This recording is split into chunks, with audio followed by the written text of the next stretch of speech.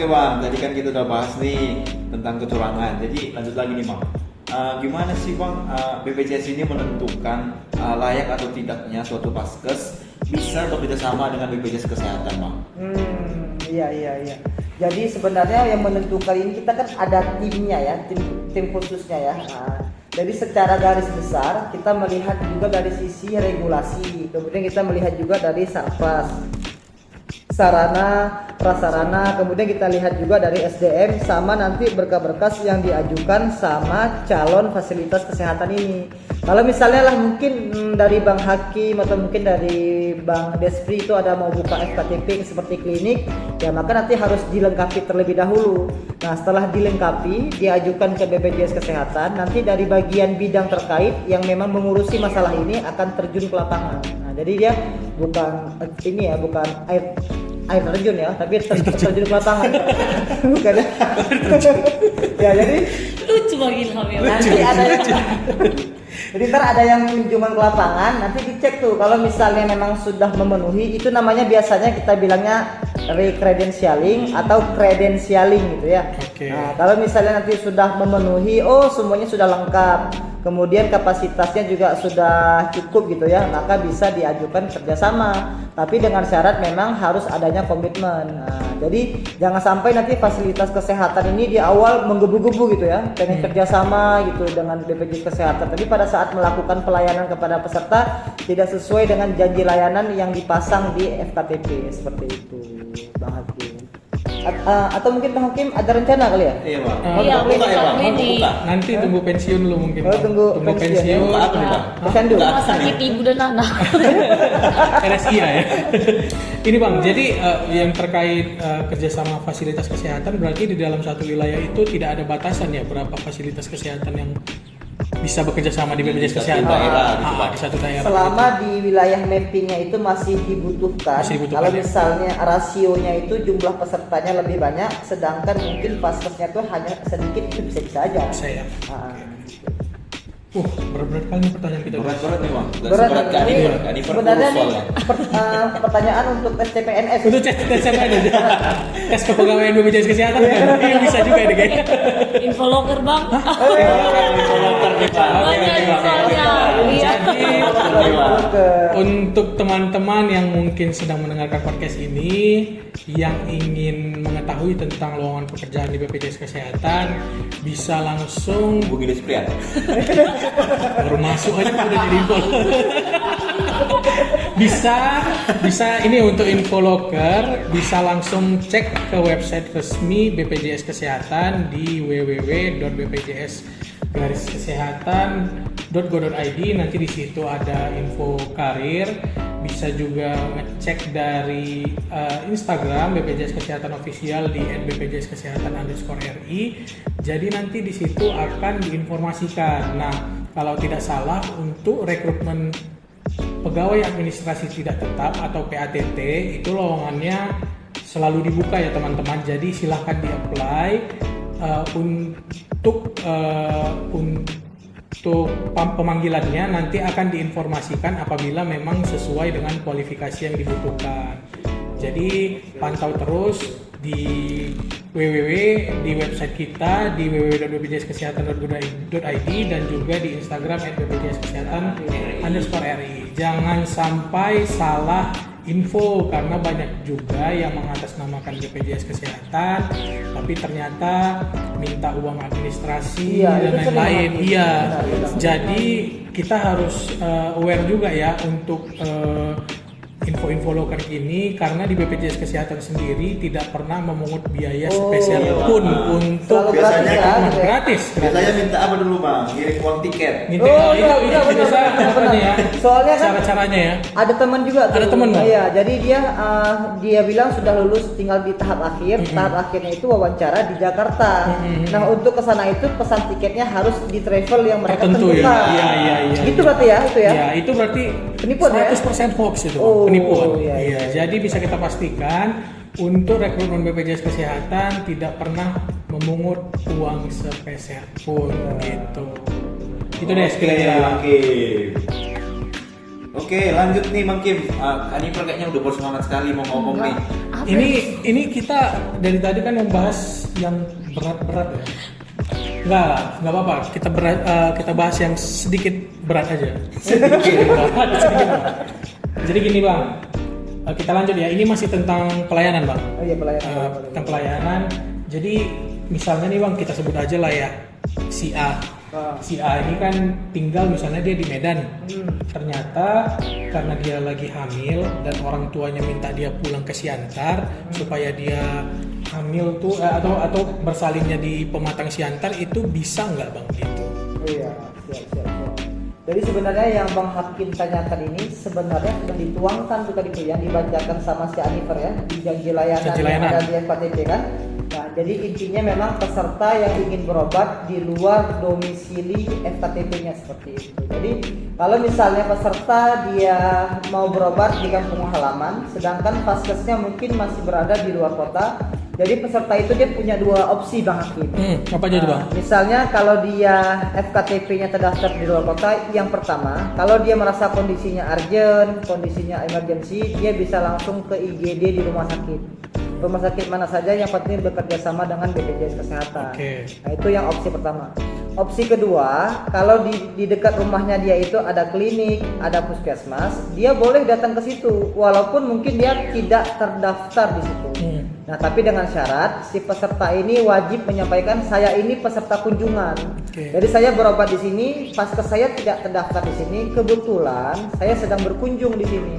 Nah, jadi ntar bisa diberikan pelayanan di sana. Kalau memang kata dokternya, oh ini mungkin untuk lahirannya masih bisa normal, masih inilah ya sama bidan ya. Nah, maka nanti untuk yang tindakan tadi bisa dilakukan di fasilitas kesehatan tingkat pertama, yaitu klinik sama puskesmas.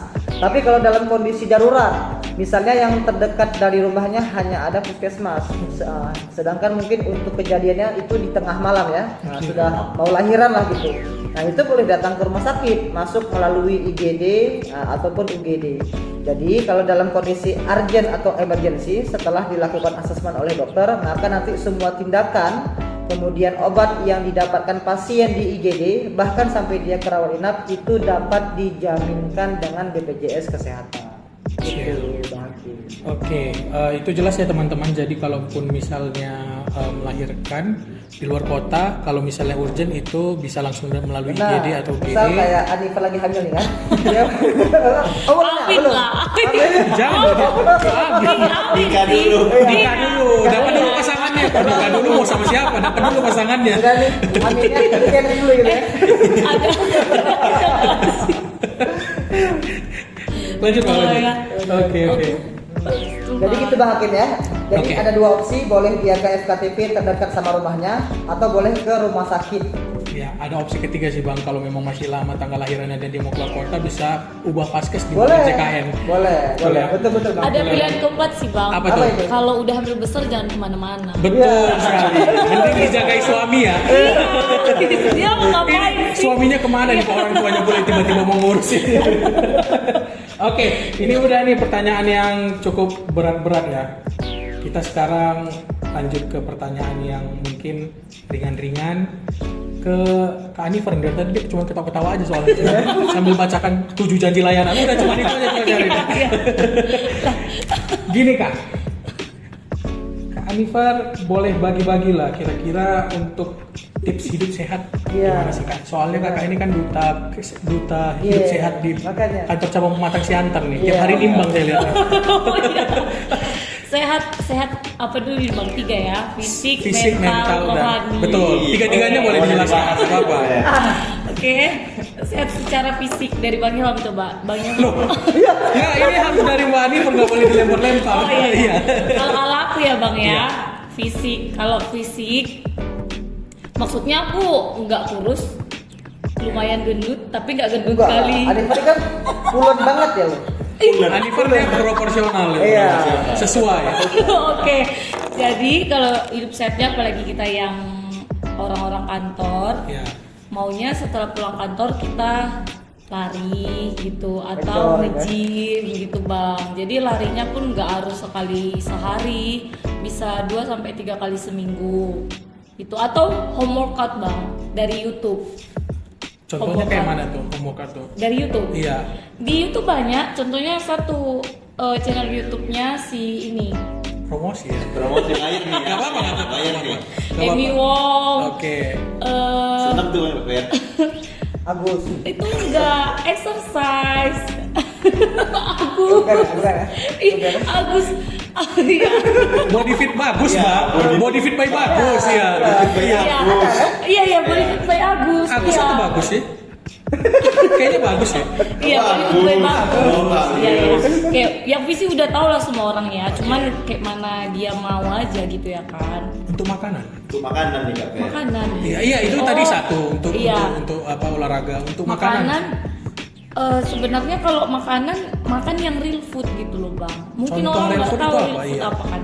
Jadi contohnya ini bang, ada makanan kita tahu dia real food atau tidak, kita lihat dia itu bahannya nampak gitu. Contohnya jagung rebus, kita tahu itu jagung kan bang. Oke. Kalau contohnya kue, abang tahu nggak itu bahannya dari apa? Entah tepung beras, tepung roti, tepung apa, nggak tahu kan bang? Oke, betul. Nah berarti dia nggak real food. Jadi kalau real food itu berarti kita tahu bentukannya itu apa. Kalau nasi dari beras, ya kan, itu real food.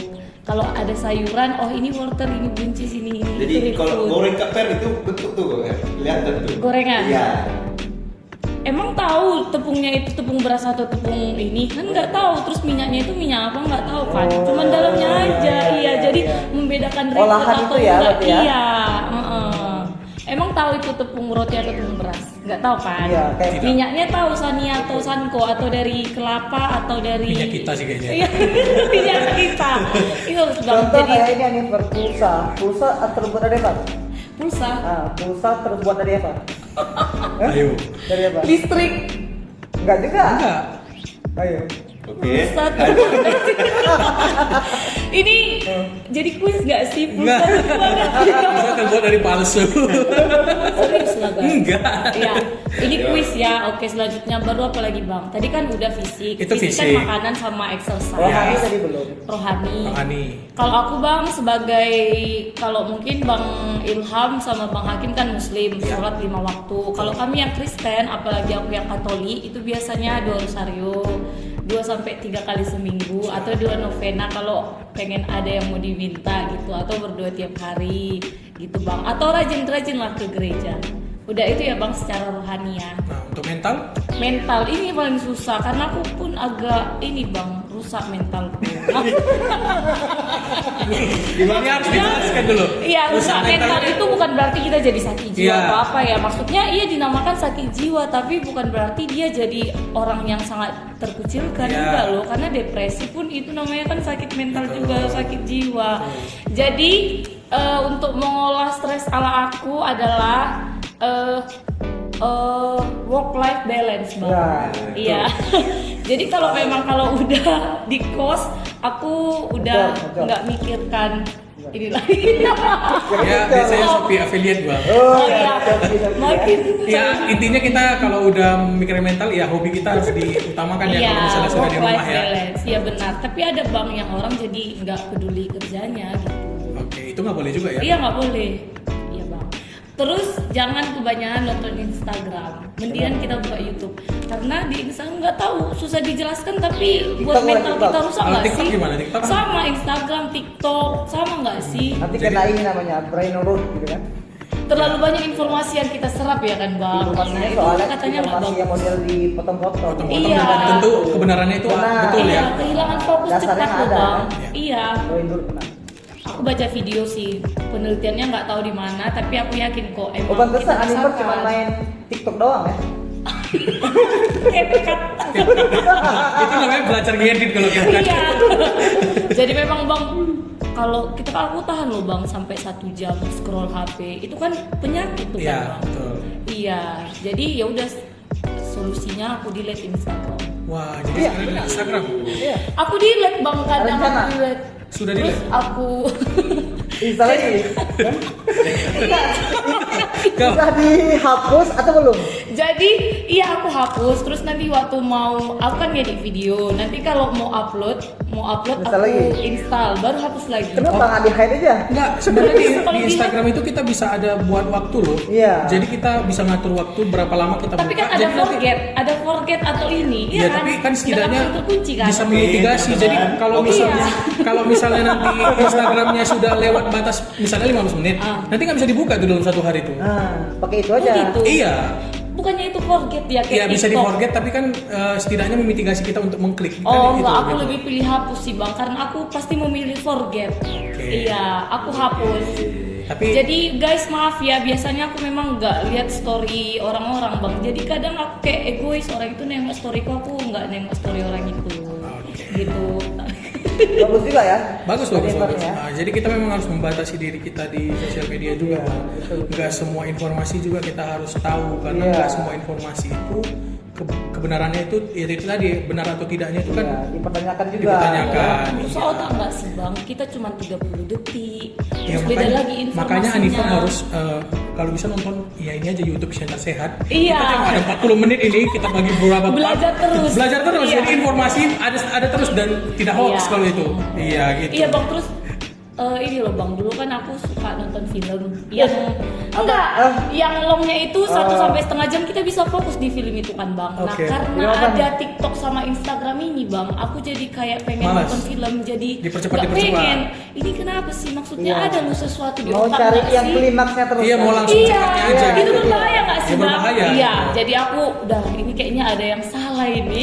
Kok kita jadi bahas mental? Gak apa-apa, itu kan namanya salah satu tips hidup sehat. Iya. Nah, terkait kesehatan mental, kalau memang teman-teman merasa perlu konsultasi, itu juga ditanggung loh sama BPJS Kesehatan untuk konsultasi terkait kesehatan mental. Betul ya Bang ya? Bisa. Jadi kan emang ada juga poli jiwa kan. Iya. Jadi jangan beranggapan pasien-pasien yang poli jiwa itu pasien-pasien yang udah kayak ODGJ, bukan. Jadi ada juga yang memang dia butuh konsultasi gitu kan. Iya, depresi, sulit tidur ya Iya, kan. betul. Iya. Nah, itu teman-teman. Menarik sekali nih Bang Kim pembicaraan kita Sangat soal amat ini. menarik dari mulai pelayanan kesehatan, alat bantu kesehatan sampai dengan Sosial media ya. sosial media pun kita bahas semua. Iya dibahas semua ya. Nah, gitu teman-teman. Jadi untuk teman-teman semua bisa mendengarkan podcast ini dimanapun teman-teman karena informasi ini sangat penting dan bermanfaat bagi teman-teman. Ada yang ingin disampaikan Bang?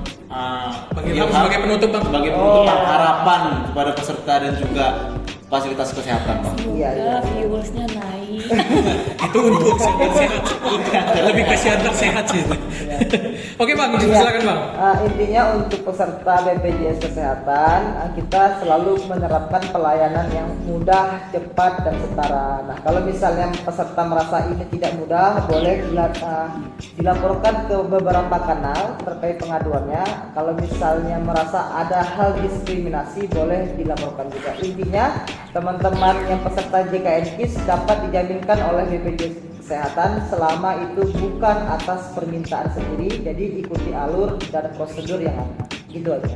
Mungkin dari Kak Niper nih Kak. Tambahan. Iya, Tambahan. Nifer. Aku sih lebih ke mental health Iya, aja. apa-apa. Penutup nih Kak. Jadi teman-teman, mari kita sama-sama untuk membatasi diri kita dari sosial media.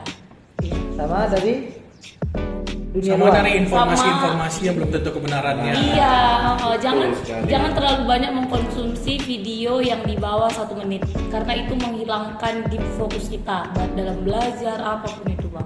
Oke. Siap, terima kasih Iya. untuk Bang Ilham dan juga Anifer. Terima kasih ya Kim. Terima kasih banyak Bang sudah memberikan insight-insight baru nih untuk teman-teman kita penonton Siantar Sehat. Nah, untuk teman-teman untuk yang mau melihat podcast-podcast kita yang lain bisa di-follow di YouTube Siantar_Sehat, bisa juga melalui Instagram Siantar_Sehat.